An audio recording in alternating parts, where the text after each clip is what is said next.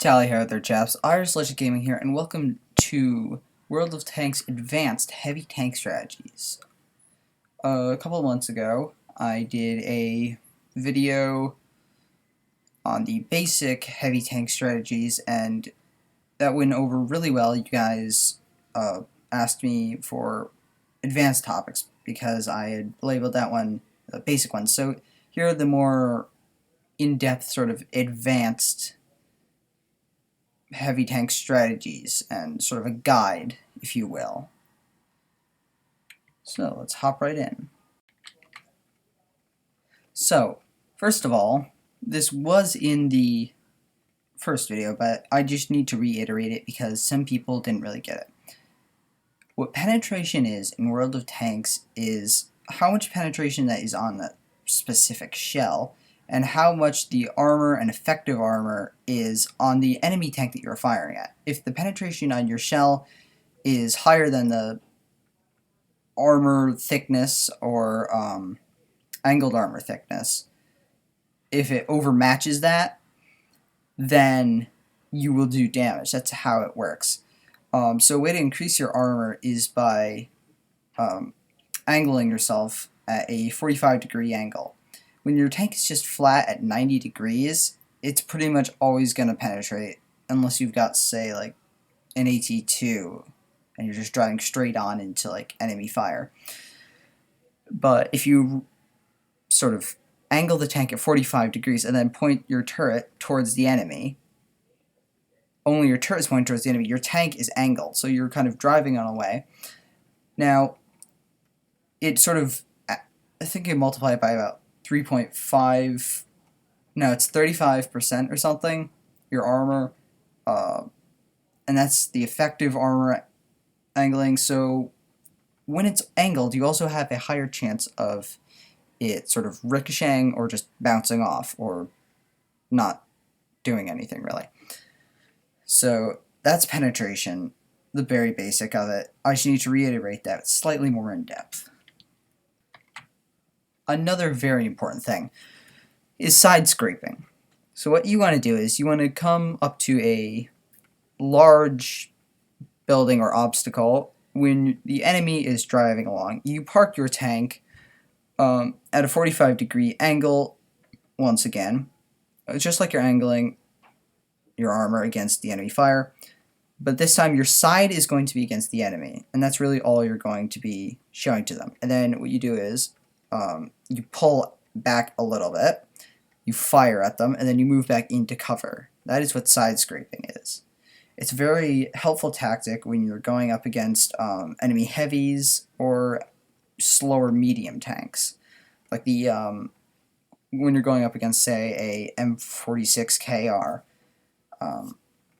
slow, more heavily armed, kind of pretty much medium.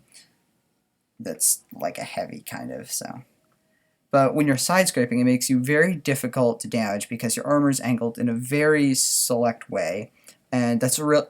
And only your select armor, the armor that you want to be showing them, is the armor that they see. So it's very helpful, especially in street fighting, say on Siegfried Line or Stalingrad. So here's a bit more on angling. If you look in the first picture here in the box, it shows that one person is poking the front of their tank around the obstacle or building, showing their frontal armor to the enemy at a 45-degree angle, once again, and shooting. But then, that also leaves room for another person, say a light tank or a medium or even another heavy, to come up alongside them and then use them as cover. So you align your tank with the 45-degree angle of the front of their tank, and then you fire at the enemy. And then you just pull back when they're pulling back, and then when they pull out, you pull out. It's a very effective system, allowing for much heavier fire, or you can alternate positions. Now, if you look in the second picture, which is also in the new box, it's very good to take a position with platoon mates. See, the tank destroyer there at the edge of the building, and for instance, a light tank. Or you can do it with 2 heavies, which is why it's in here. Now, what you want to avoid is when there are enemy tanks coming up, you just sit right behind the person and prevent them from being able to back up out of enemy fire. You also don't want to do this by, well, completely failing and leaving the side of your tank out to enemies as they're coming along, and your front armor, which is your strongest, inside the cover of the building with your rear completely hanging out. It just doesn't work. And this is just the thing to avoid side scraping whatsoever if you're going up against a Jagdpanzer E100, or a Death Star for that matter. And also you want to avoid these. Just failing at angling in this picture. And in the next picture, you're just laying flat on with absolutely no angling going on and the rear of your tank hanging out, which is something you don't want to do. Another very important thing is ramming and tracking. Now, ramming, it will do damage to you as well, but if you're, say, a big, heavy tank, you're on top of a hill, you've just fired, the enemy's on 100 or less health, you go down, you ram them. Now, that's very effective to finish them off well if they can't get a shot off at you.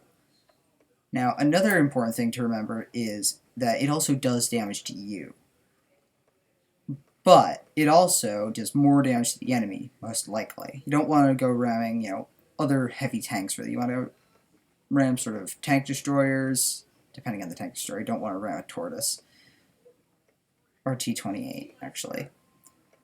But you want to ram more over some lightly armored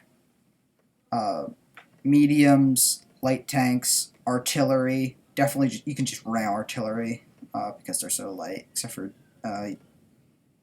GWE, GW Tiger, GWE 100, very dangerous. Now, you want to aim, when you're going for a tracking shot, to immobilize the enemy. The drive wheels, as you can see in the box there, if you aim for there, that has a higher percentage chance and it takes longer to repair. The yellow zone is just a regular zone where you can fire, and it will try take the belt off if you can hit it. The inside drive wheel, though, will do damage to the tank because it's a little bit less spaced armor, and track them. So that's very important to remember.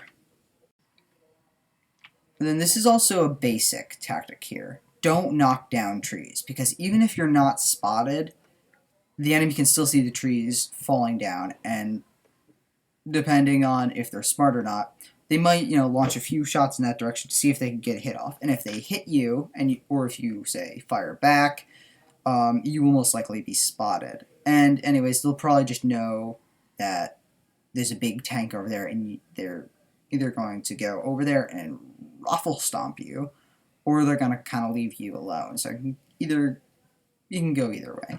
So see, this is kind of where the person would be. They're moving along. They knock over the trees.